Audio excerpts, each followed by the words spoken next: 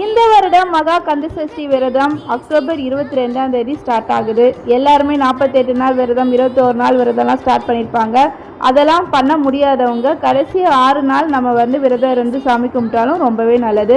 October 22லேருந்து 27 அந்த 6 நாளில் நம்ம முருகப்பெருமானை நினச்சி விரதம் இருந்து நம்ம விளக்கேற்றி சாமி கும்பிட்டா முருகப்பெருமானோட அருளை பெறலாங்கிற நம்பிக்கை நம்ம எல்லாருக்குமே உண்டு. என்னதான் மாதத்தில் தேய்பிறை வளர்பிறை சஷ்டின்னு 2 வந்தாலும் இந்த வருடத்தில் வர இந்த ஒரு சஷ்டியத்துக்காக நிறைய பேர் காத்திருப்பாங்க.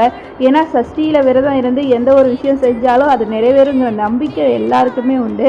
இந்த வருடம் நான் லாஸ்ட் வருஷம் 6 நாள் விரதம் இருந்தேன். இந்த வருஷமும் அது மாதிரி தான் இருக்கலான்னு இருக்கேன்.